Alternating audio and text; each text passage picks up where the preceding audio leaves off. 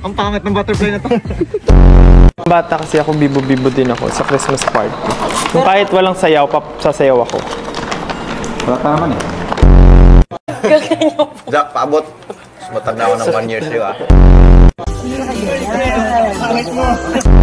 Ako talaga nag-manufacture. Ano ba? Hindi, joke lang. May katulong ako, pero...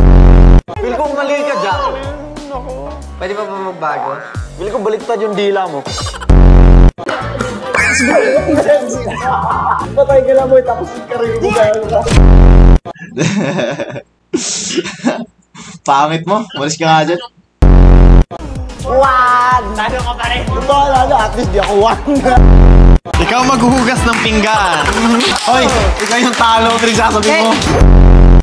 It's the thought that counts. Ala!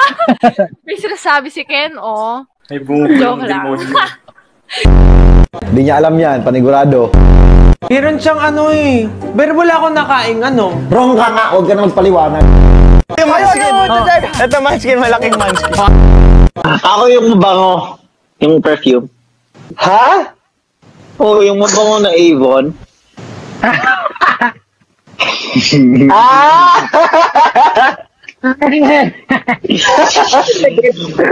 Galing ka. Bagal ni Jack. Wala ka pa rin talaga, Jack. Seryoso ka ba't si ginagawa?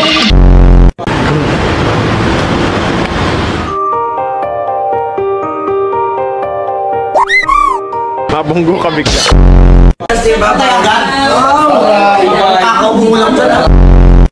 Good luck. Galingan nyo. Bye, losers! Pero after to nga, hindi ko pa naabutan yung fencer. Paano maabutan ni Ken yun? Laging late si Ken. Okay. Ano yan? Bahala ko na dyan. Light stick. Papaluin kita. Panalo! Panalo! Panalo! Alayo.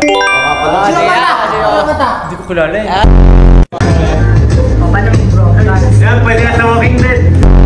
Hello everyone, I'm Justin of SB19 at ako ang pinaka mabait sa grupo. Hindi ka, horny ka ako.